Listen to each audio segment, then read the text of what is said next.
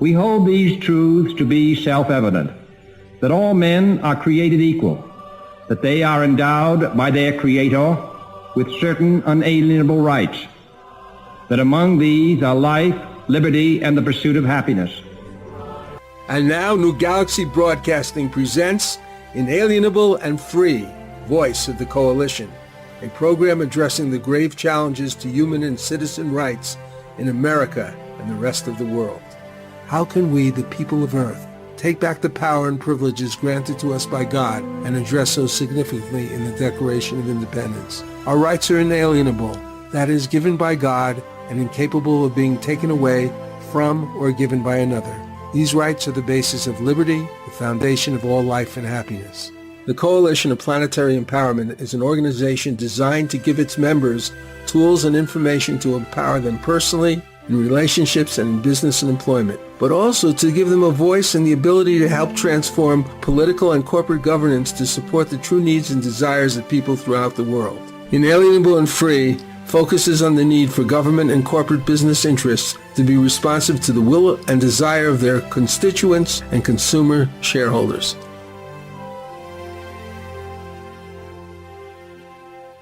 Johnny Blue Star, host of Inalienable and Free, Voice of the Coalition. Now, Voice of the Coalition refers to the Coalition for Planetary Empowerment, which we just explained previously slightly. New things are developing. We are developing a website and hopefully soon a social network infrastructure. At the same time, we have put out a GoFundMe request for funds because this is a rather robust project, since it's going to involve a lot of people, a lot of activity back and forth. There's really nothing like it that I know of. So you go to GoFundMe and you look for Coalition for Planetary Empowerment, maybe my own name, Johnny Blue Star. Blue Star is 2 words. So if you're interested, take a look. Well, things were dangerous before in Syria. They've gone into somewhat of a lull after a whirlwind of strange and deadly events that could have the world into a much more unsafe condition.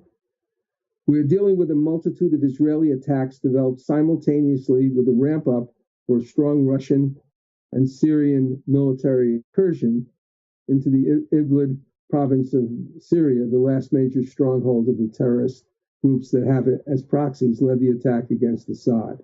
And I just want to explain that when I said they were ramping up, they had not really attacked. I'm talking about Russia and Syria attacking these groups in Idlib. But the Israelis sort of proactively started to attack different places based on the Iranian assets and bases and so forth. If the attack that Russia and Syrian military were successful, Assad would have taken his country back. Out of pockets of these groups that exist in small numbers scattered throughout the cities of Syria, unless the Syrian and Russian attacks against those pockets occurred simultaneously with the main attack on Idlib. Our program today is called All Eyes on Syria. Well, maybe not, but they should be. Why should they be?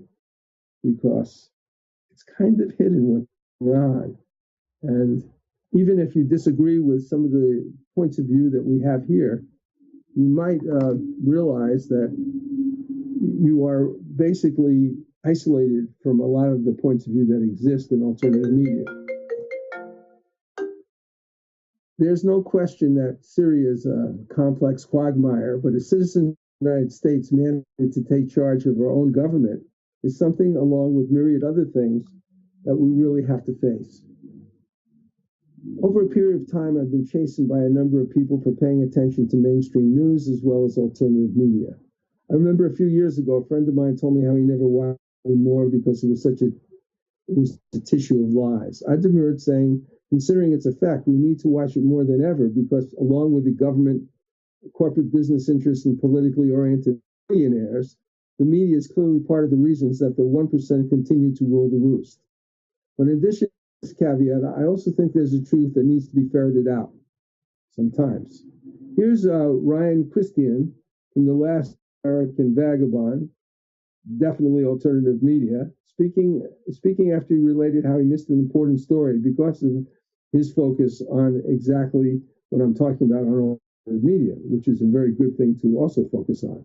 Ryan's approach is question everything, but that, as he says, he's also looking at everything. That is as much as you can. So we'll hear N99. The point I want to make here with this, I don't pay as much attention. I don't keep as close an eye on the mainstream media as I do on a lot of independent media. And that's my failing in this regard. And I missed this in the last couple of days. It was only a few days in which I did not see this. But this is a perfect example of why we need to read everything, keep our eyes on everything, including the mainstream media, and apply that same criticism and skepticism to everything, mainstream media and independent media alike. Because there's information all over the place. In my case, I frequently quote major media, foreign media, and alternative media, as long as it serves my end purpose, to give my visitors an opportunity to explore the truth. I take my responsibilities as a citizen seriously, but I'm also aware of the quagmire, a term I just used for Syria, that applies to the whole of foreign policy, the whole foreign policy mess that most of the countries have made for the world, and not just the United States. Before we go more deeply into Syria, and yes, a lot of my sources are alternative media, as I said, I'd like to utilize a very interesting clip from a video debate sponsored by, believe it or not, Iranian media, featuring Richard Millett, representing the establishment U.S., Israeli, and its European allies' point of view, and Richard Becker, representing an alternative media point of view, somewhat aligned with Russia, Syria, and Iran in this particular case, where these parties are opposed to the establishment's wish for regime change. So here we go with N100.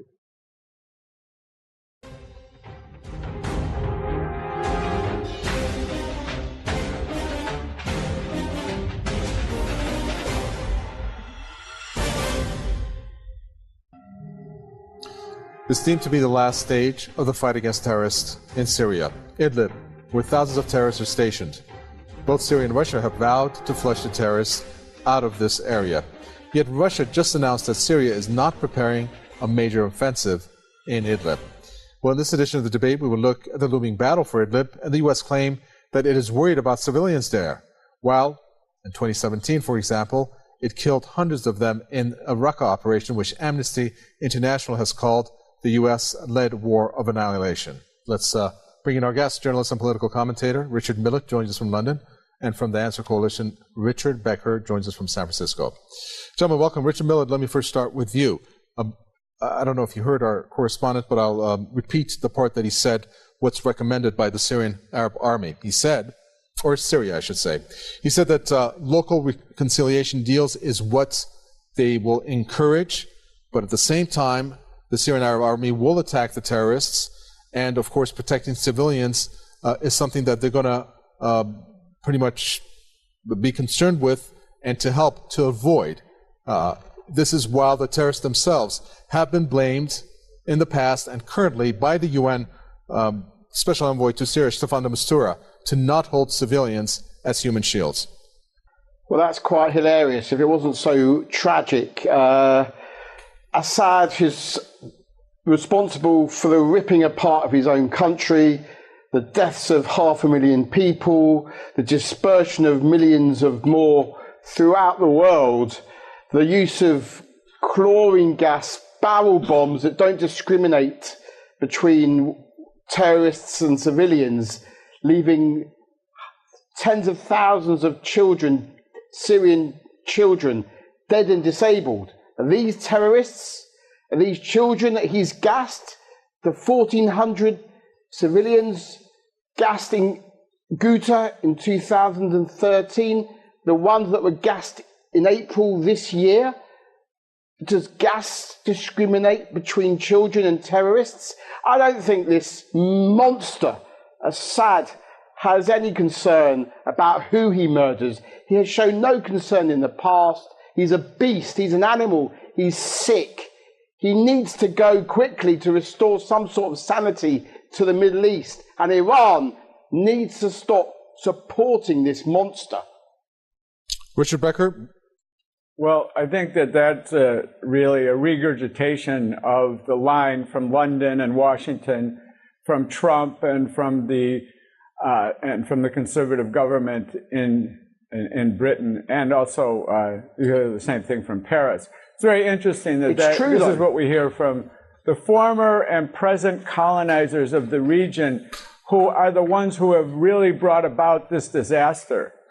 Without the intervention of the United States, the other imperialist powers and their allies like Saudi Arabia and Jordan, this conflict could never have developed the way that it did.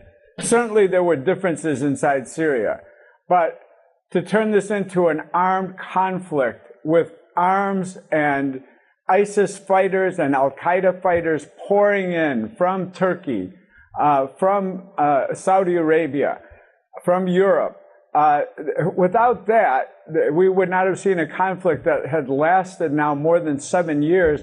And that's what has torn the country apart. It's the foreign intervention that has fueled this struggle, fueled the opposition inside Syria.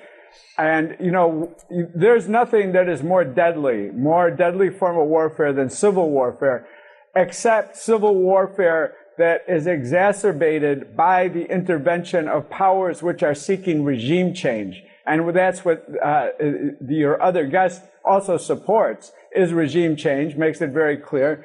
And the forces that today demonstrated in Idlib, instead of talking about reconciliation, they too raised the call that there can be no settlement without the Assad government going, and that's not going to happen. So you can see that the stage is set for a final big battle, and we don't know what forces will join in the battle as it unfolds. But certainly the forces inside Idlib, the military forces there that are opposed to the government, are led by the Al-Qaeda affiliate, the Nusra Front. Yeah, the Nusra, which changes its name radically, as one program is going to go into. Our program will go into later when we from Blackstone Intelligence about that financing of the Nusra Front. But before we get into the guts of this program, let's hear a bit from one of the more courageous independent journalists, Eva Bartlett. This is from back in 2016 to tell us her impressions back then. In this case, she's speaking about the proposal for another ceasefire that was handled about in the UN. The dynamics of the parties involved is surely similar to what's going on right now, but it's a different story. I want you to hear what she has to say, and then we'll talk a little bit more about background. It's N101.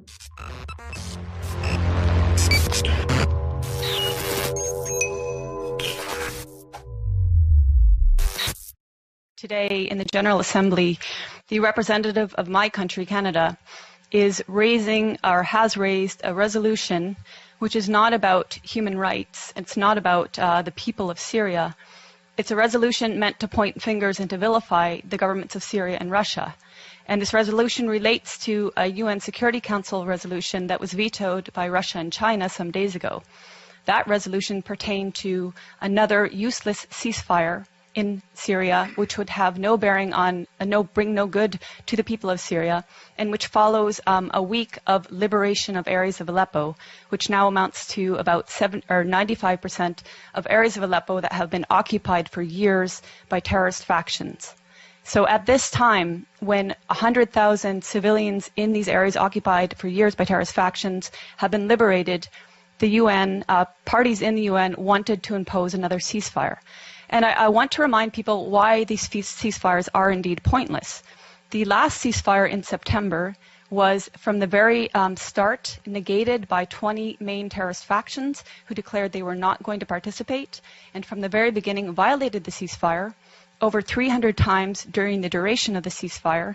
And not only these terrorist factions, while the Syrians and while the Russians adhered to the tenets of the ceasefire, but the American-led coalition itself violated the ceasefire by targeting Syrian army positions in Deir ez-Zor, killing at least 83 Syrian soldiers in a prolonged attack that lasted nearly 1 hour and which enabled ISIS to overtake that position. So this is one reason why a ceasefire is pointless at this point in time. There is no faith that any of the parties that the U.S. and Western leaders who have funded these terrorists, there's no faith that they can actually control the terrorists and get them to adhere to a ceasefire. And the people of Aleppo want Aleppo to be completely freed. And I speak having been to Aleppo 4 times, and this is the will of people in Aleppo. So on that note, I'd just like to talk about briefly, I've been to Syria 6 times since 2014, 2 of which were with international delegations, and 4 times were independently on a visa I applied for, paid for, and waited for. My trips have been self-funded or fundraised, and I've gone at my own risk and been able to travel freely in the country to areas I wish to travel to. I've been many times to Homs, to Malula, to Latakia, Tartus, Siaf, Sweda, and again, Aleppo 4 times. And I mention these because I think it's important people realize I have, wherever I've gone, I've spoken in Arabic to the people I'm speaking with. What Donna, what Sarah have said, that the people support their Armenian government is absolutely true. Whatever you hear in the corporate media is the complete opposite. And on that note, what you hear in the corporate media, and I will name them, BBC, Guardian, New York Times, etc., on Aleppo is also opposite of reality. Aleppo since 2012 has been inhabited by different terrorist factions, among them al-Nusra, among them the so-called Free Syrian Army, which has committed the same heinous acts of terrorism as al-Nusra, as ISIS, as Ahrar al-Sham, as Nuruddin al-Zinki, which beheaded a 12-year-old Palestinian child, and somehow is still deemed moderate. Since 2012, these areas of Aleppo, which have now recently been freed, their occupation by these terrorist factions has meant the greater Aleppo, the 1.5 million plus population of greater Aleppo have suffered sieges, denying them food and medicine. They've suffered for years a want of electricity and water, and they've suffered daily bombardment by these terrorists of mortars, of gas canister bombs, which are improvised and made locally, of water heater bombs, which are even more powerful and can level floors of entire buildings, of conventional weapons like Grad rockets supplied by the West, and etc. As I said, they've suffered these attacks on a daily basis, and even now, because there are still Western-backed terrorists in pockets of Aleppo, there are still mortars and gas canister bombs raining down, and people are still dying in Aleppo. This is another reason why the liberation and securing of these areas is imperative, because that will actually bring peace to Aleppo. We just heard her speaking. Now, this was back in December of back in December 14th, 2016. And I'm going to read a little bit more about her. And during that time, she had given a press conference that was organized by the Syrian Permanent Mission to the United Nations. Eva Bartlett slammed Western media for their blatant bias when reporting on the conflict, which has been ongoing since 2011.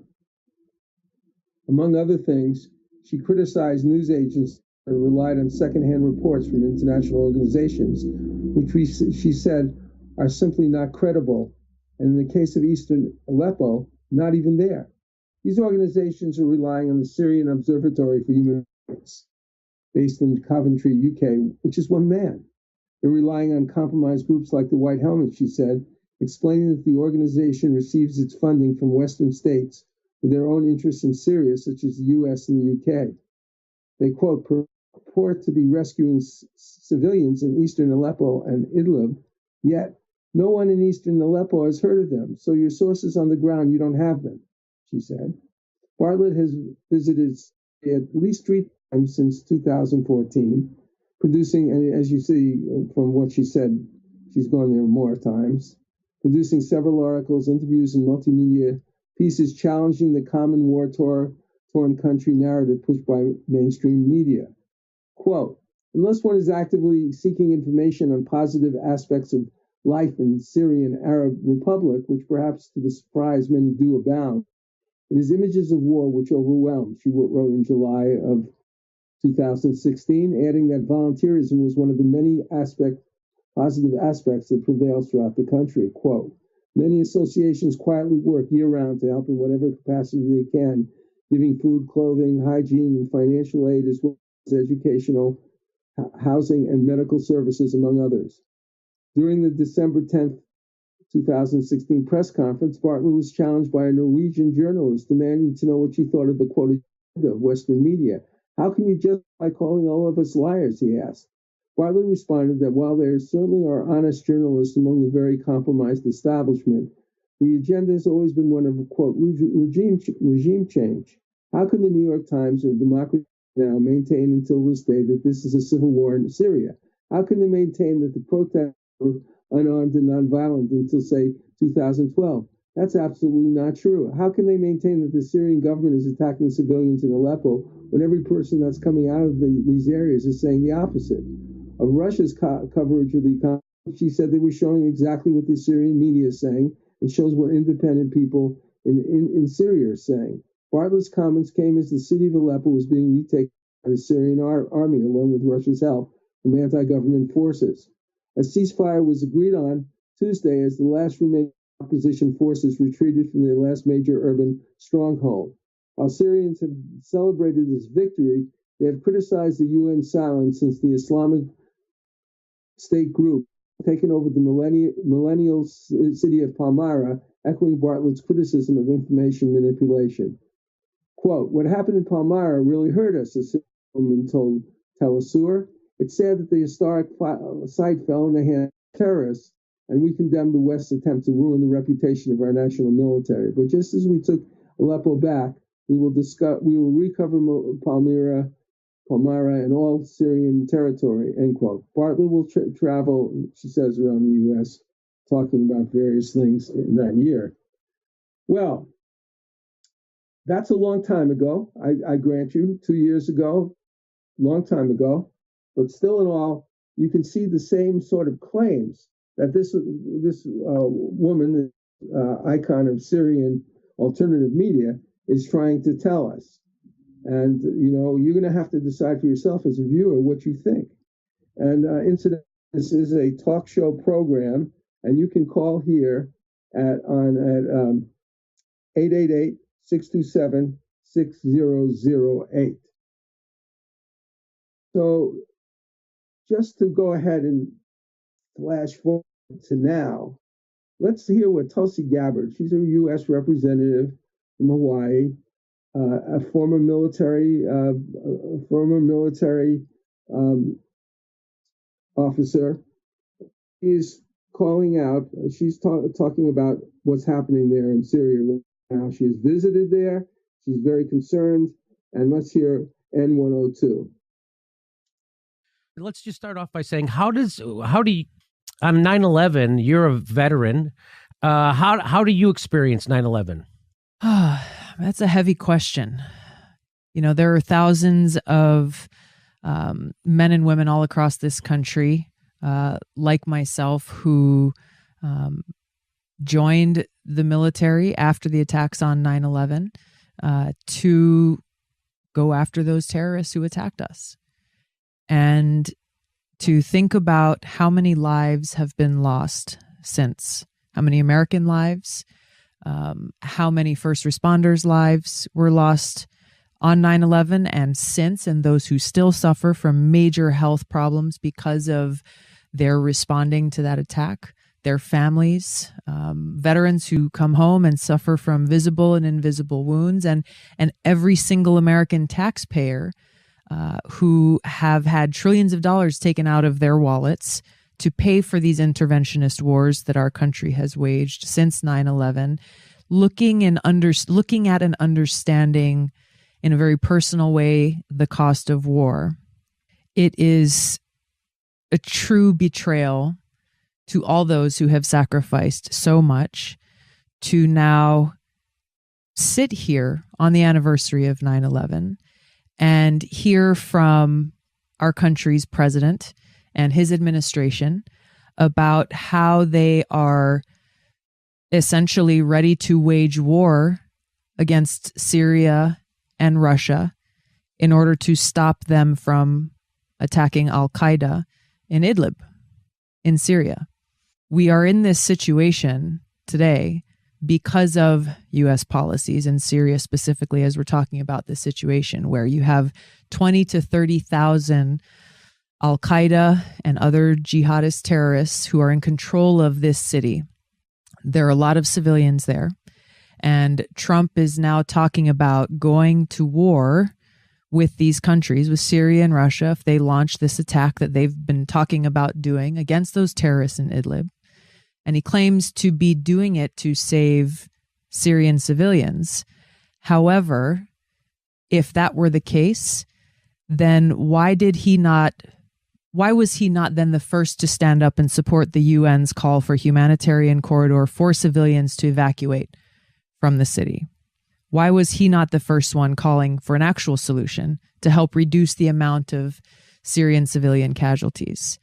And so this looking for an excuse that the Trump administration is doing, they're looking for an excuse to basically launch an attack against Syria and Russia. And my concern is I think they're doing it for two reasons. One is because if you look back over the last couple of years, the two times that President Trump has received vast positive reinforcement from the mainstream media, from Democratic leaders, from Republican leaders, have been the two times that he's launched military attacks against Syria. His poll numbers are dropping. So he's looking with the political calculation of what's the thing that I know will make it so people are saying nice things about me again. That's the first reason. The second reason is because there has been this long, slow regime change war happening in Syria. We've been waging this long war since 2011. And the main ground force in that war has been al-Qaeda and these other jihadist terrorist groups. And so there have been both direct and indirect support of these groups fighting on the ground to overthrow this regime. And so they're concerned that if these terrorist groups like al-Qaeda are taken out in Idlib, what happens to the ground force fighting to overthrow the Syrian government? And this leads us to the United States alliance with Saudi Arabia, who would like to see a Wahhabi extremist government replace the government that's in Syria. This leads to the United States alliance with Saudi Arabia and the atrocities that are occurring in Yemen. So when you look at what's happening and the fact that al-Qaeda is stronger today than ever before, it is a true disservice, a betrayal, and dishonoring the sacrifices that have been made by so many people, by every American. Well, some of you listening to this are going to say, maybe you're not really acquainted with alternative media. You're going to say, is this true? Are we really supporting these terrorist groups, many of which are totally opposed to Western culture and religion, and doing horrible things to civilians who they capture, like beheading them, like holding them as prisoners, even as human shields, torturing them, all kinds of atrocities? Well, we're going to take a break from this turmoil, and we're going to have some messages. One's on our audio and video editing capacity as New Galaxy Enterprises. Another is a book that I wrote with Carlos Lopez Avery called Thrive, which is a science fiction book about the fall. But it's a little bit different than I think you've ever heard it before. And in a lot of ways, it should be a lot of fun. And then we're going to hear a song by a UK singer-songwriter named Stephanie Slevin. Now, Stephanie and I have been friends for a long time. She has an immense talent and is immensely prolific. And this is a very interesting song called What Goes Around. And we're going to hear them C-17, B-2, M50, and then get back to work. This is Johnny Bluestar, CEO of New Galaxy Enterprises, a media content development company. One of our highly useful services is our audio and video editing service, overseen by Hassan Khan, our Director of Technical Services. We can also help edit and write the original content for your video and even produce it, depending on its content and direction. To learn more about New Galaxy, see samples of our work, or talk to us about your project, please go to www.newgalaxyenterprises.com and fill out the contact form. It is the 15th century. El Tesoro de Cielo, a Spanish treasure ship, sends a scouting expedition to a strange island. Golden statues surrounding them prove the enormity of their find. Suddenly, hordes of ghoulish creatures with scaly green flesh and skeletal wings descend upon them from the sky. What do you think of this, Rufio? These creatures are fragile, Captain. We can take them with our swords. They seem supernatural. Who knows what powers they possess? Fallen angels, weakened by their treason. My God! Are you saying they're Nephilim, the devil's host? I'm saying, whatever they are, we can take them. Do any of you cowards dare join me? Up against sharp knife-like nails and hideous fangs, the men's swords rip into slimy green flesh. Though black blood pours copiously from their half-naked bodies, the creatures miraculously persist. Can the crew survive this bloody, cursed battle? Find out more by Googling The Thrice Born, a new sci-fi supernatural novel by Carlos Lopez Avery and Johnny Bluestar. Google with the words Carlos Johnny Kindle, The Thrice Born. That's Carlos Johnny Kindle, The Thrice Born.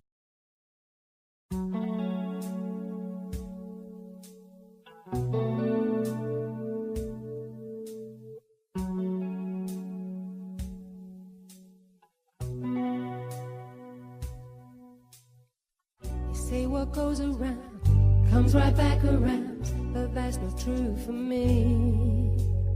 They say what goes around comes right back around, and that it comes in threes. Please bring me rest, bring me some peace. Please knock on my door, and I promise I'll ask for nothing forever, evermore. Rise up from the darkness and step into the light. Close your eyes, embrace me, feel tomorrow's end of night. Ask me for forgiveness, and I will see it done. I know you think that all is lost, and the battle they have won. You do not see so clearly, you're blinded by the dark. Have I not shown you I am here, and for you to leave your mark, and for you to leave your mark? What goes around comes around.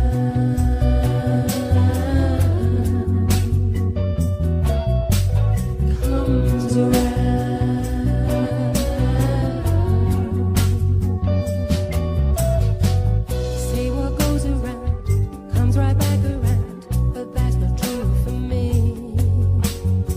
They say what goes around comes right back around, and that it comes in threes.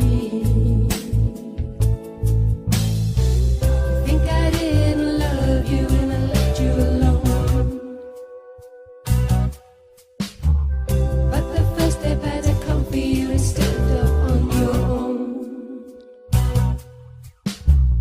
Need not sit and tremble, free your mind from worry. For did I not appear to you and tell you I am sorry? Need not sit and tremble and weep upon the stair. Just put your hands together now, and I will answer every prayer. I will answer every prayer. What goes around comes around.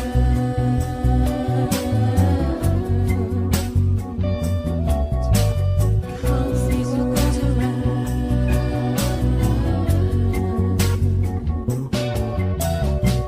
See what goes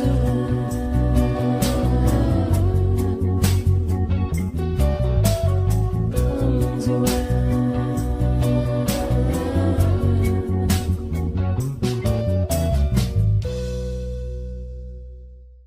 And that was Stephanie Slevin. Slevin is spelled Slevin. You can find her on Reverb Nation. You can find her on YouTube. I have to say that if you hear one song of hers, the next one might be very different. And she is an amazing talent, and I respect her enormously for what she does. Also, to be a singer-songwriter these days, it's tough. And she's had her struggles. I have had my struggles. I'm not a singer-songwriter, but I am a songwriter.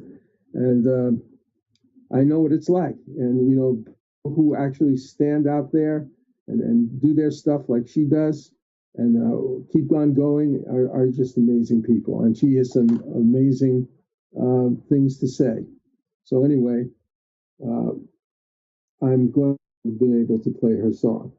Now, we're going to go to somebody that I might disagree with metaphysically, and some of the people who go to his site disagree with him. But in terms of his knowledge, understanding of what's going on politically, and his, I think, exceptional morality about it, I think he's worth listening to and subscribing to. I do. Blackstone Intelligence Network with Morphonius. Anyway, we're going to hear a report on the arming of al-Nusra, which was mentioned before by our discussion with Ms. Bartlett. And she's talking about al-Nusra is, you'll see, it's these terrorist groups. But how does it function? How is it armed? That's what Jake will go into right now at N103. I'm going to tell you some information here that comes from an excellent journalist. She's Bulgarian, a Bulgarian journalist named Dilyana Gaiten-Shiva. People turn a lot of good intel over to her, and she puts the documents out. So I'm going to tell you a little about what I've learned from Dilyana.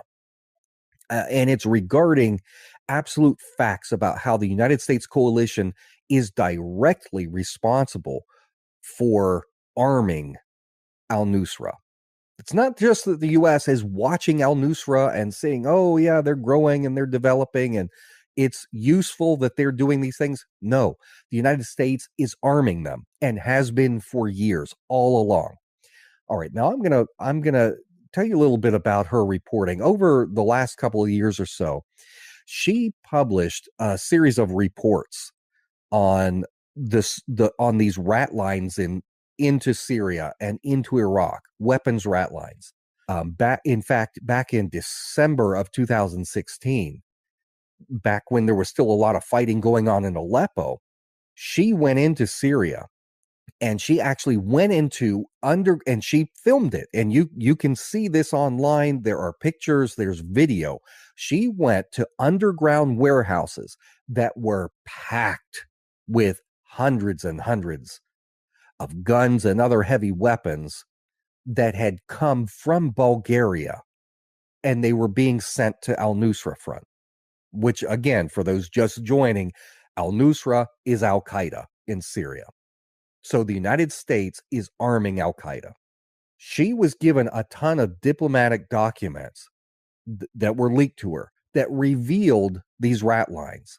It showed that these weapons that she was seeing in these warehouses was only a small part, only a fraction of a massive covert international weapon shipment. It was a whole network that was arming not just al-Nusra, but a whole network of terrorists in the Middle East and in Africa. And the way that they were getting these weapons in was through under the guise of diplomatic flights. Hundreds of flights that were supposed to be diplomatic missions, they were actually carrying arms. And this was these flights and the weapon transfers and everything. It was organized by the United Arab Emirates, and Saudi Arabia. Crown Prince Mohammed bin Salman was in on it, and his counterpart, who's kind of a young prince in the UAE like him. But most notably, these documents that she had showed that they were being coordinated by SOCOM. SOCOM is the United States Special Operations Command. Wow. So that gives you a little more insight as to the funding of some of these terrorist organizations that are actually in Idlib, that the Russians and Syrians are planning an attack, but stuff has started to happen. And not too long ago, just a few days ago, here's a headline. Israel strikes arms depot near Damascus airport. This is from Reuters. Israeli warplane struck a weapons supply hub operated by the Lebanese group Hezbollah near Damascus airport on Thursday, targeting arms sent from Iran in commercial and military cargo aircraft, Syrian rebel and regional intelligence sources said. The Israeli military said later that one of its Patriot anti-aircraft missile batteries intercepted a target over the Golan Heights that Israel described as an unmanned drone. It was the second Israeli interception of a target coming from Syria in the past few weeks. Video carried on Arab TV and shared on social media showed the pre-dawn airstrikes caused a fire around the airport east of the Syrian capital, suggesting fuel sources of weapons containing explosives that were hit. Syrian state media said Israeli missiles hit a military position southwest of the airport, but did not mention arms or fuel. Said Israeli aggression had caused explosions and some material losses, but did not end on the damage.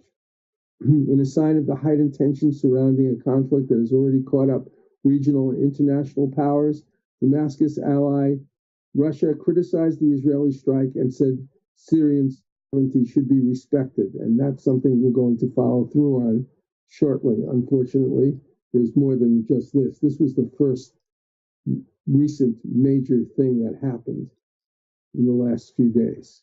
Israel does not usually comment on action it takes in Syria, but Intelligence Minister Israel Katz, speaking to Army radio from the United States, appeared to confirm involvement. The incident in Syria corresponds completely with Israel's policy to act to prevent Iran's smuggling of advanced weapons via Syria to Hezbollah. Prime Minister Benjamin Netanyahu said, quote, that whenever we receive intelligence that indicates an intention to transfer advanced weapons to Hezbollah, we will act. An Israeli spokesman said, we can't comment on such reports. Well, who knows? Two senior rebel sources in the Damascus area, citing monitors in the eastern outskirts of the capital, said there were 5 strikes on an ammunition depot used by Iran-backed militias. Lebanon's Al-Manar television, which is affiliated with Hezbollah, said early indications were that the strikes targeted warehouses and fuel tanks. It said there were no casualties. Let's go listen to how the news reported this. We're going to go to actually We Are Change, which is an alternative media site that I listen to frequently and respect. N104.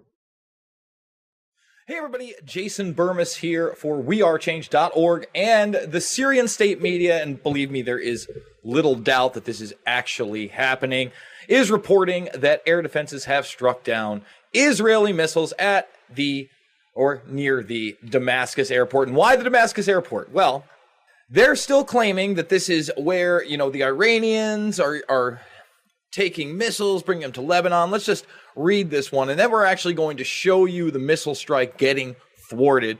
But this conflict is so close to being red hot, and we're going to explore that in this video.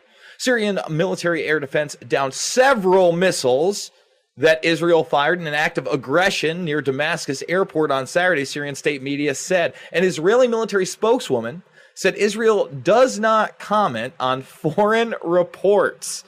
Does not comment on foreign reports. Well, the video evidence is pretty clear.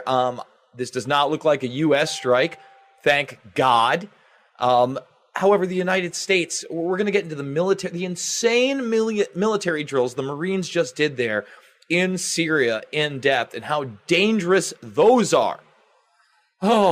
During the more than 7-year conflict in neighboring Syria, Israel has grown deeply alarmed by the expanding cloud of its arch enemy, Iran, a key ally of Syrian President Bashir al-Assad. Israel's Air Force has struck scores of targets, as it describes them, as Iranian deployments of arms transfers to Lebanon's Iran-backed Hezbollah movement in the war. Our air defense systems thwarted an Israeli missile aggression on Damascus International Airport, Syrian state news agency SANA cited a military source is saying so. Now, remember, It's pretty open. This is an article from July here. Our goal is to push Iran out of Syria. That is not the only goal. We know this. The goal is to get Bashir al-Assad out of there. They want Assad out of there. That's it. They want a pro-Western, pro-Saudi Arabian leader in that nation. It's that simple. That's the reality of the situation. In fact, Tulsi Gabbard was recently on Jimmy Dore's show, and she was openly talking about this is what they want, talking about our forces and how it makes her sick to her stomach that they're training with Al-Qaeda. We're renaming them rebels, just like we renamed them from being the Mujahideen, the freedom fighters that we were once allied with. And then, somehow we use these semantic games, and it's ridiculous. The trouble is that this is not a new thing. We're not going to go into it in this program. And, it's really quite difficult to go into a lot of this in great depth because it's so complex. And the fact is that anybody who's listening to this program and is serious about being a citizen has to do their own research. I'm not asking you to believe these people. I don't always believe everything that I present here, or I might somewhat be inclined to believe it, or I might disagree with it, but it's there to pick up on and do your own work, because it's a lot of work to be a citizen these days with the amount of deception, misleading information, contradictions between different people, even in the same administration. It's really difficult to follow and very necessary if we want to maintain a democracy. We've got to become informed and enlightened citizens. Now, was from We Are Change, who I told you I like very much, and now I'm going to go back to The Last American Vagabond, and his comments. That one was on the 15th of September. This one is on the 17th. There was a massive strike on Syria, and very little reported actually, except a little thing that happened. But let's hear the discussion of that on N105. First story of the day, the most important news happening today that I'm not really seeing covered anywhere save for a few places.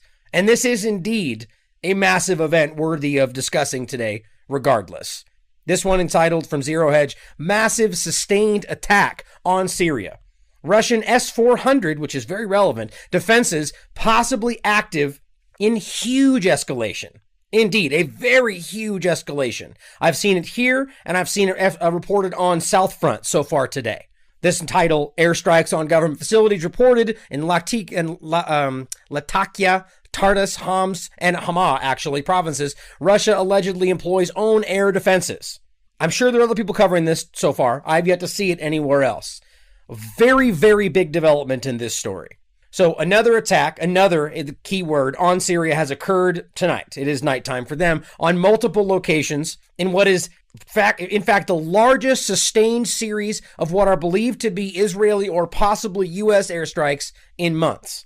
But hugely significant is that early reports suggest Russia's S-400 anti-missile missile defense system engaged the inbound rockets. On Monday night, Syrian state-run Sana confirmed multiple missiles fired, quote, from the sea into Latakia city, and in an aggression from unknown source, which state media says involved successful intercepts by Syrian missile defense.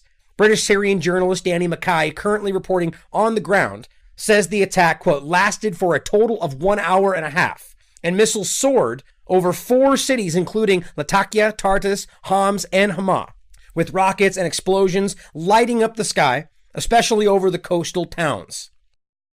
Well, it's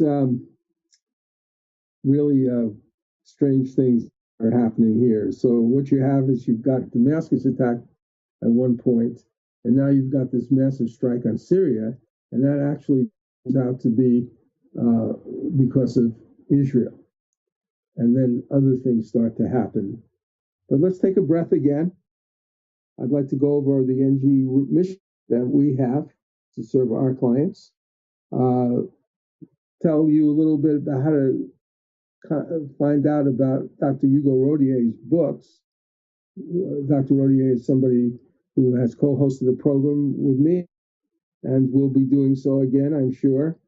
called the Integrated Hermetic Health Show, and we're going to be actually putting it in our archives. We have some from a period of time, very valuable, and I am going to be posting his blogs regularly, and you can go to his website, hugorodie.com. And finally, Your Kisses Never Die, a song by myself as lyricist and Edgar Ahrens, a Russian composer who I've worked with for years, and sung by Patricia Welch. Today is Patricia Welch's birthday, I believe, and I would like to wish her the happiest birthday in the world. But I'd also like to mention, as I have maybe a few times before, how Patricia and I met, because Edgar had contacted me because I wrote something about producing film, and he liked to write. I didn't actually write about producing film. I talked about writing film, and he thought I was a producer, and so he contacted me to see if I would be interested in, letting him do some music for my movies. Well, I didn't have movies like that, but I listened to his work and I was fascinated, absolutely staggered by it. And I asked him if he would like to work with me, and as a composer for songs. And he said, "Yeah, I will, because somebody is really interested in me working with them, and they're in the United States." And of course, I don't really speak that fluent English, and I write lyrics, but I'd love to work with you if it's possible. I said, "Who's this person?" He said, "Patricia Welch and Quinta." Well, Quinta turned out to be La Quinta, which was only 30 miles away from me. And our first song was actually I was actually there when it was recorded in the studio. And this is one of our subsequent songs from a musical that we're working on, Hadley's Castle. And this song is called Your Kisses Never Die. So that would be C2, C5, and M49. My company, New Galaxy Enterprises, is a California corporation specializing in the creation of media and promotional content. We are focused on original, innovative projects that are good for humanity. These projects could be nonfiction books or novels, fictional screenplays or documentary content, websites and website content, commercial advertising content for print, audio, or video products on the internet, television, or radio, musical scores for advertising, television, or film, video, audio editing, etc. We want to promote products and projects that support the environment, encourage a healthy experience in living, developing, nurturing, and useful technology, and offering platforms for positive, socially constructive entertainment or informative, transformative media. Our experience in creating a variety of products like this is rather vast, and we offer client-based and collaborative products, as well as the opportunity of active investors to join us in the creation and promotion of proprietary products, some of which are in latter stages of development. For more information, go to www.newgalaxyenterprises.com. That's www.newgalaxyenterprises.com. If you're interested in talking to us, just fill out the contact sheet and we will get back with you.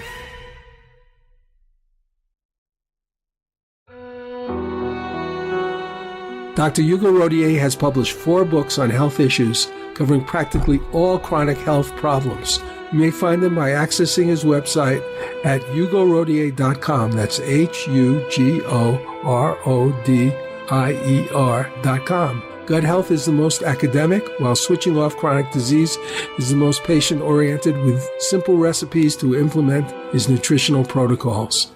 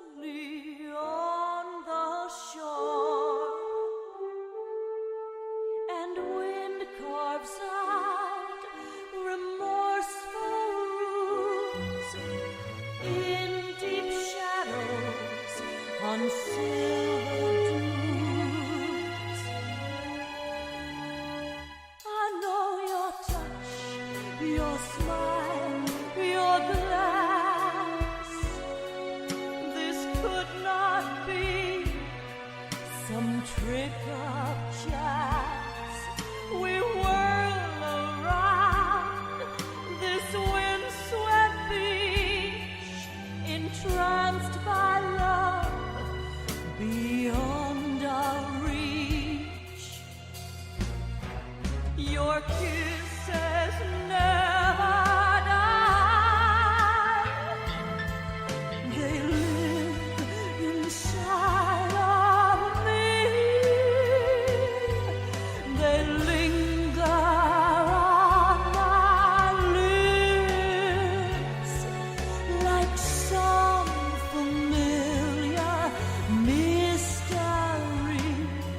Your angel's touch has giant wings that beat against the sky. Your kisses live inside of me, in spite of me. They never die. They never die.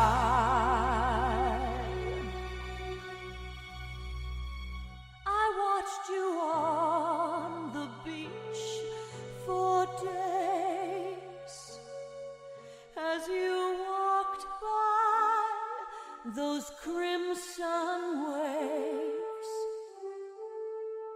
adrift and lost, so broken, stunned in fierce hot breeze and glaring sun.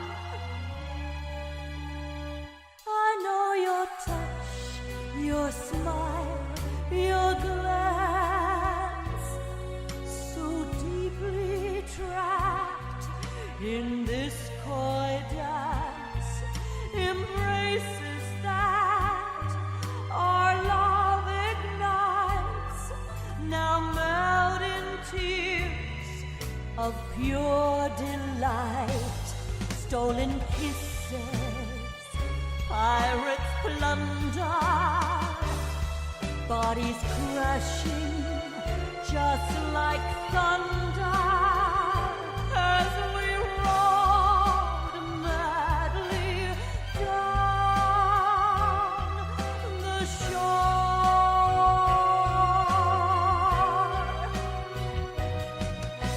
pouring through love's open door. Your kisses consumed in love's bright plume, dissolve beneath a maverick moon.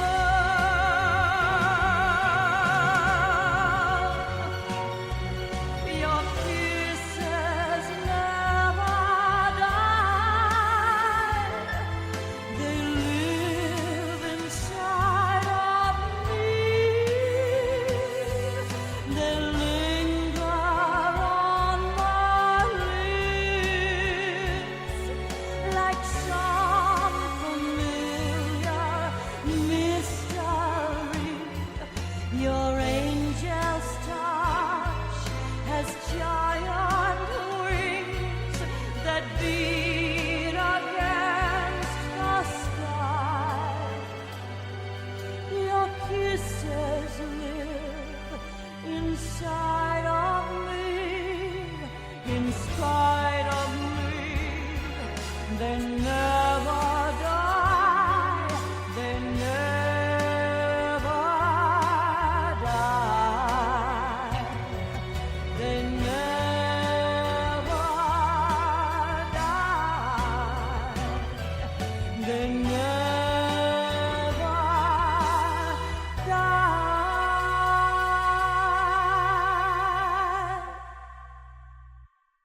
If you want to know more about Patricia Welch, you might go to patriciawelch.com.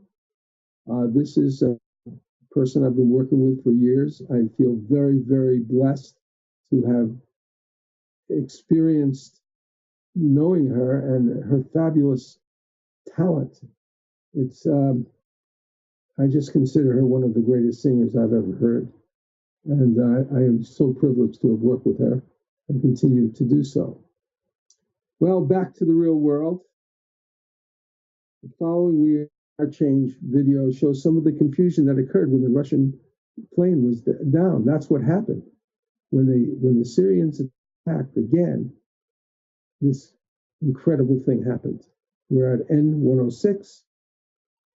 Now, what just happened moments ago is very terrifying and something that we have been warning about and talking about as an independent news organization for a number of years now. Specifically talking about the disastrous scenarios that could unfold when you have major alliances and world powers against each other through a proxy war like we're seeing happening right now, with one side having Syria, Iran, Russia, and China on their side going completely against the United States, NATO, Israel, and of course Saudi Arabia, which is financing Sunni Wahhabist rebels. And this was definitely exemplified just moments ago, where Israel continued and launched more aggressive airstrikes on Syrian military targets that of course were very close to Russian military bases in the region, specifically going after many research and industrial sites run by the Syrian military. And from the photos and videos coming out, these were definitely major attacks on the Syrian military. At the same time, Russia detected missiles that were apparently launched from the French military forces along with Israel on the Syrian military. This, of course, sparked the Syrian and Russian air defenses to be activated and used during this attack. And again, for the people who are not paying attention or either watching the U.S. Western mainstream media,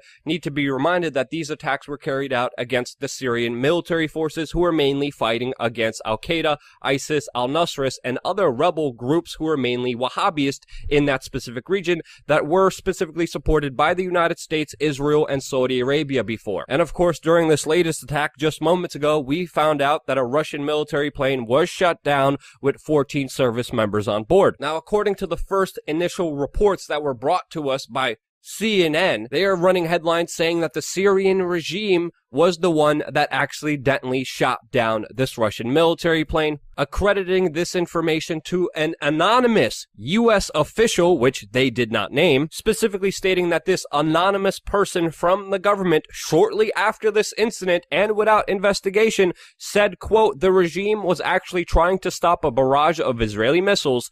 A second official confirmed that Israel was responsible for the missile strikes on the Syrian regime and was inadvertently shot down by Syrian regime anti-aircraft artillery. CNN's headlines, bylines, and tweets about the incident fail to even mention that it was Israel that launched this attack first. And of course, I am very skeptical of this story because, firstly, who is this anonymous U.S. official? What evidence do they have? And how do they know so early on, since this incident just happened, who was directly responsible when there was missiles flying from both sides? And honestly, right now, it could be either party that is responsible for this shooting down of this Russian military aircraft, whether the Syrians or the Israelis. But with how fast this article came out and some other evidence coming out right now, the picture that this article portrays could be completely different. Now, here is some of the evidence that I found compelling against the CNN story because, yes, the Syrian military does have a missile defense system, which they were even bragging about on social media yesterday about, and these air defense systems, according to many sources, were unified with the Syrians and Russians that were working together hand in hand together with a major military operation against the rebel groups in that country. These Syrian and Russian defense systems have IAF antennas, systems that the Syrians and Russians operate, which of course tracks all the aircraft on radar with the IAF antenna, which helps identify friends or foe in the sky with the transponder that marks it on their radar system. How would the Syrian military that works with Russia is provided with Russian military equipment, how would they even target their own military aircraft during a military operation to be, quote, shut down? The likelihood and chances of that happening, other than a major blunder, are very unlikely. We are also getting reports that it was not only the Syrian, but also the Russian defense systems that were engaged over the city that was being bombed by the Israeli military. And there's even reports of S-400 Russian defense systems launching missiles in the region, which would be the first time that this has ever happened. With, of course, many people claiming that the Russians were attempting to shoot down the Israeli F-16 fighter jet, which they believe was responsible for shooting down this Russian aircraft. And it's also important to understand throughout this whole entire incident, up until now, Israel is neither confirming nor denying them shooting down this Russian aircraft. So on one side, we have an article by CNN from an anonymous U.S. official saying it was Syria, and on the other side, we have the evidence that we just provided to you in this video. Well, all of this is very complex, but this was on the 17th, and it is now substantiated that it was Syria that the Syria anti-aircraft defense that shot down this plane. But here's the problem. The Russians were alerted, Israel was supposed to alert the Russians. The Russians haven't been attacking them for attacking Syria in terms of the Iranian assets. We could discuss this. It's somewhat strange. You're the ally of a country, but you're letting them, certain area in that country, be attacked. But anyway, putting that aside, so according to the Russians, they gave a minute warning so that the Russian plane would act as a sort of a magnet for the radar and distract the anti-aircraft defenses from attacking the Israeli planes, which is very serious, and that's what the Russian, I think, is the defense minister said. But later on, Putin sort of tried to calm things down. He said it was like a terrible accident. So who knows what the truth is?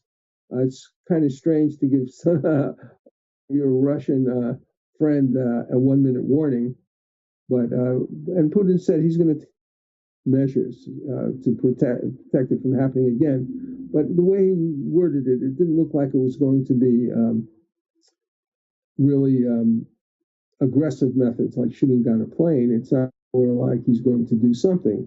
One of the things that was spoken of is maybe he will not allow. There would be a no-fly zone type of demand on Israel, which has been it's had, I think, in a very short period of time, 200 attacks on Syria, but particularly on the Iranian resources there. But then now something else has happened, and we're going to discuss this. So let me play something from RT America. That's 107. For more, we're joined by Brian Becker, National Director of the Answer Coalition. Thanks for joining us. Thank you. Brian, what are the challenges with the implementation of the partial demilitarization of the Idlib province? Well, since this war began in 2011, it's never been simply a war between the Syrian government and armed gangs that the Syrian government characterizes as armed terrorist organization. There's always been an international factor. In fact, perhaps the dominant factor, the dominant characteristic of the Syria war is the fact that there are so many international players. Initially, Turkey, along with the United States and Saudi Arabia and Qatar, were supporting armed insurgent terrorist organizations that were trying to overthrow the Assad government. The Russian government finally came in, intervened, I'd say decisively changed the relationship of forces. We may now be what would be the end of the war if Idlib was liberated, but it's a city of 3 million people. Turkey, for its own reasons, doesn't want this offensive to take place. It's still supporting armed groups inside of Idlib. Russia is afraid that the United States is looking for a pretext to intervene. So we have international players. Idlib is a complicated story. This may be a peaceful way or a semi-peaceful way to end this conflict. Well, peace is always good, but the agreement between Russia and Turkey is expected to be discussed with the Syrian government in the upcoming days. Can the implementation of the zone really avert a new stage on the Syrian crisis? I threw out my crystal ball on election night 2016, so I don't really know with certainty. But I would say this. Any battle to retake Idlib, which the Syrian government certainly has the legal right, it's part of Syrian territory. Syrian government is the only country that is the sovereign in Syria. They have the right to do it, but it's going to be a very complicated, bloody battle because there are 3 million people. There are tens of thousands of terrorist fighters, including Al-Qaeda or Al-Nusra Front fighters. And at the same time, Turkey is supporting armed militias inside the city. Then you have the Turkish-Kurd conflict. It's very, very complicated. If there was a way to avert a military retaking of Idlib, if, in other words, this de-escalation zone could lead eventually to the liberation of Idlib from the terrorist hold, that would be a good thing because we'd avoid such terrible carnage. Can it happen? I think that remains to be seen. Well, it's interesting. You mentioned you threw it out with 2016. What has been the changes you've seen in the way the different administrations between the Obama administration and the Trump administration has handled the events going on in the Idlib Peninsula? Well, it's a bit of an irony because Donald Trump, while campaigning, said the U.S. should not be part of the Syrian war. He said he wanted to bring U.S. troops back out of Syria. He said we shouldn't be pursuing regime change. But if you look at what the Trump administration has specifically done on the ground, they've sent more troops to Syria. The U.S. has military bases in Syria. The Trump administration just threatened, and his administration officials just threatened that should there be any sort of chemical attack, which maybe would be used as a pretext, another major U.S. intervention. So if anything, Donald Trump has been more aggressive, more interventionist than even President Obama. Interesting. Well, so just hours after the signing of the agreement we were talking about, the Syrian station SANA reported alleged Israeli airstrikes. We're going to bring another element into this. A number of missiles have been shot down in the area in the Syrian port city of Latakia. The attack allegedly targeted a facility owned by the Syrian military. How can this play out with the current tensions going on in the area? Well, it's not an allegation. The Israeli government has struck Syria with aerial attacks, again, in violation of international law, 200 times in the last year. It's kind of an open secret. This is going on almost every other day on the part of the Israelis. The Israelis are also assisting armed terrorist fighters, including ISIS and Al-Qaeda fighters, treating them and also providing military support for them. These are also not now secrets.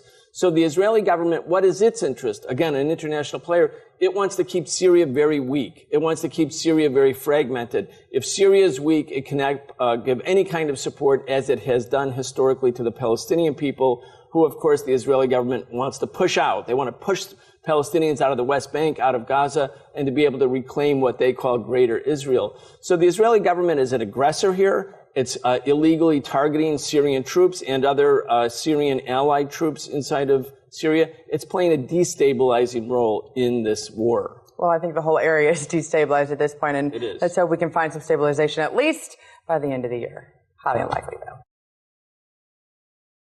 Well, before we end the program, I'd like to go over something. It was actually something I read in the promotion for this particular program.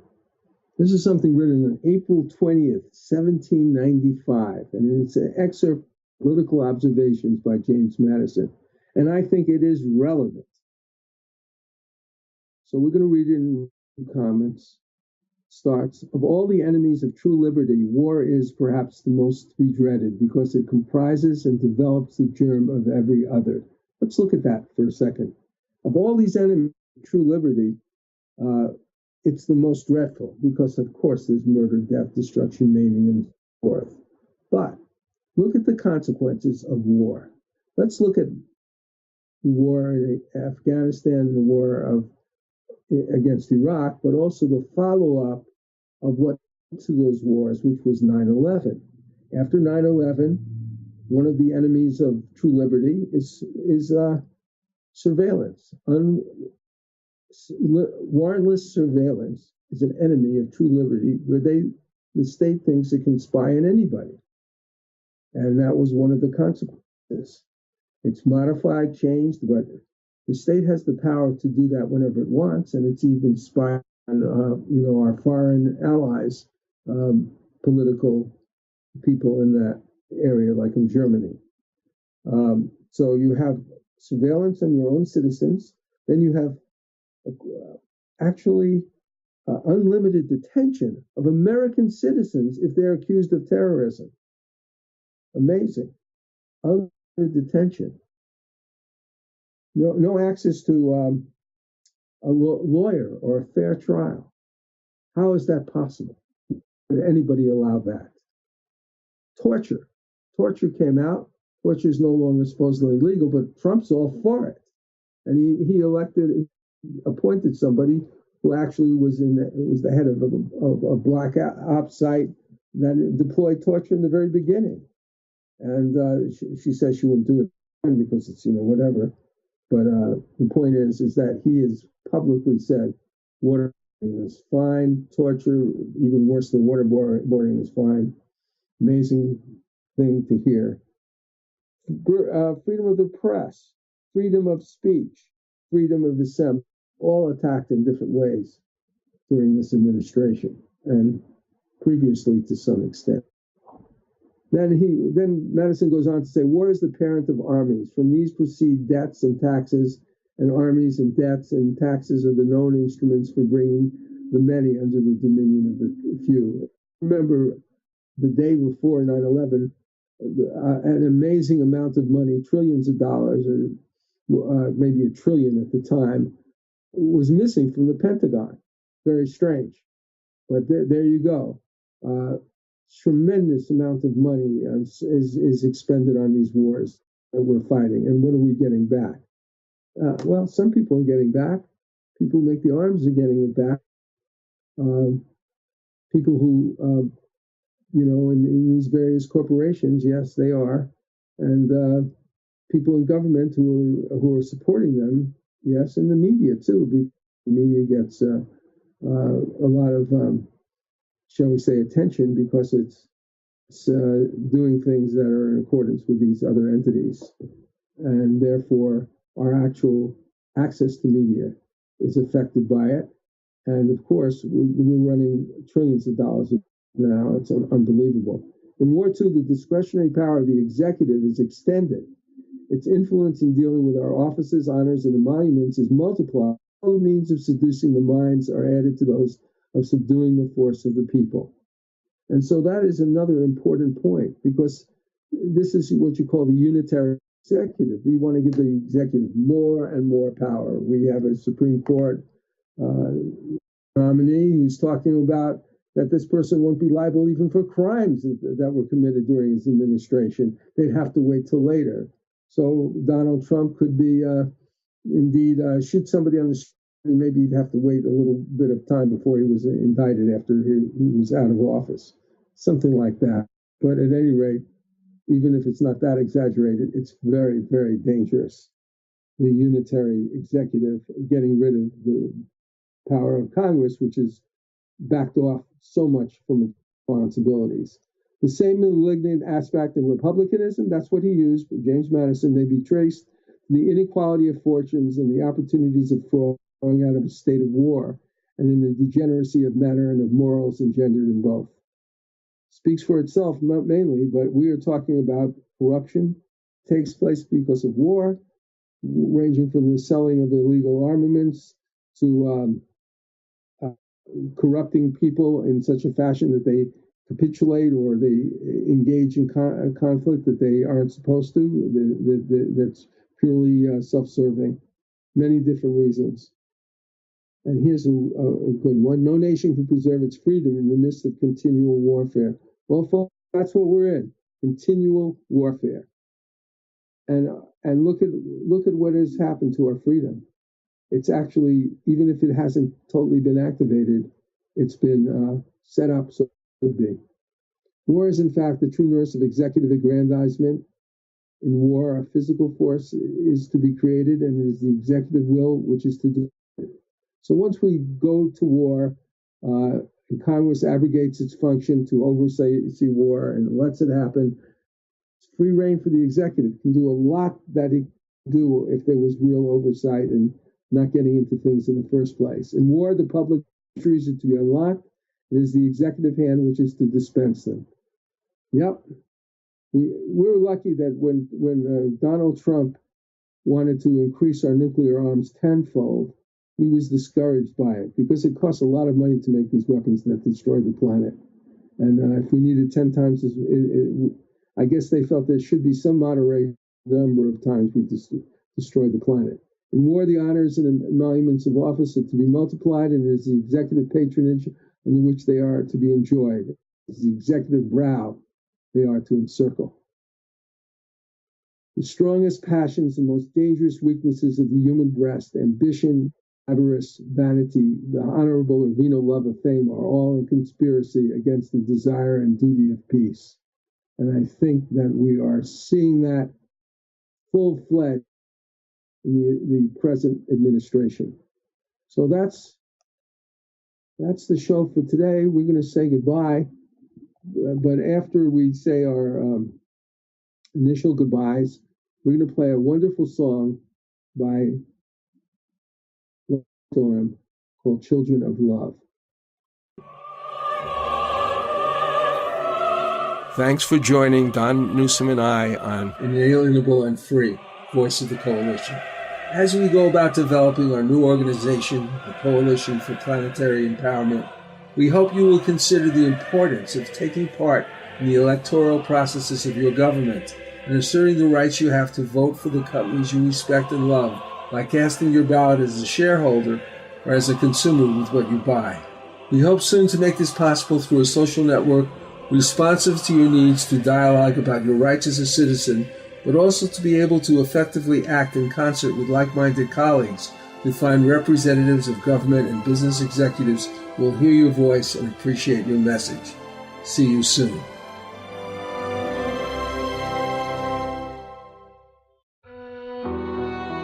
This is Johnny Bluestar. Imagine a dark night. The wind is crisp and cool, the sky cloudless and majestic.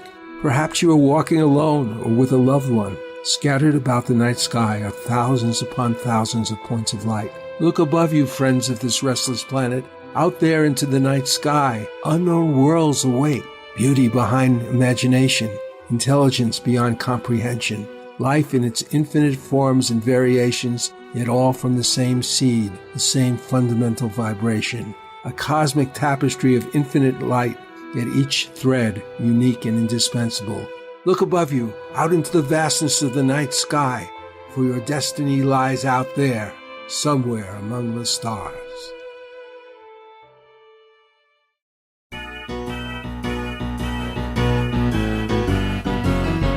Children of love, help ever, hurt never.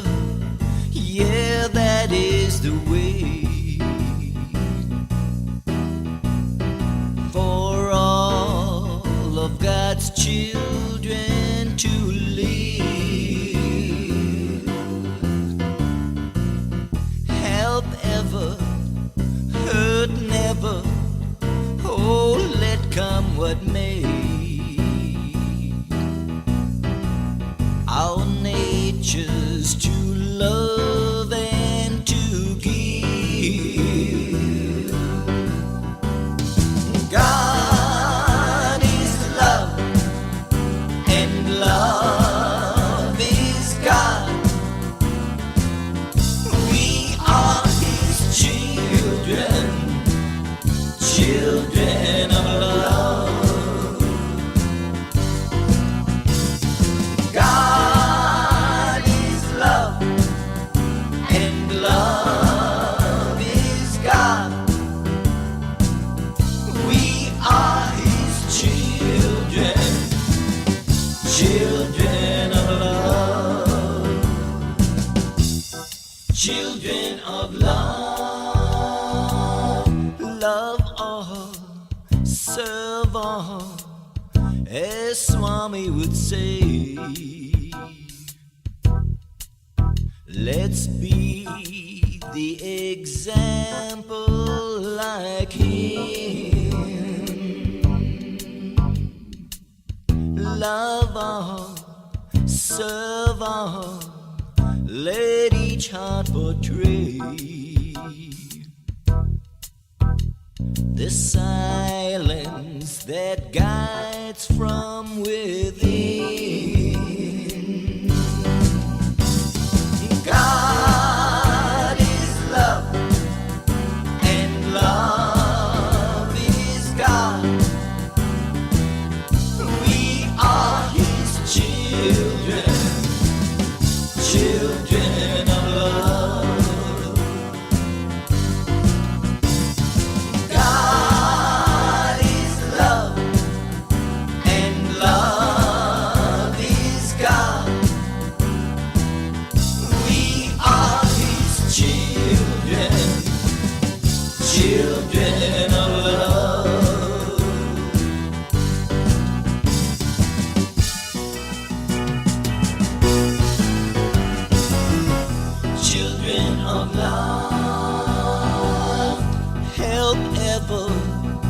but never true love is the way to conquer our ego and mind. Love all, serve all, there's no more to say. Our true self will find today. God is love, and love is God. We are His children, children of love. Everybody. God is love, and love is God. We are His children, children of love. One last time. God is love, and love is God. We are His children, children of love.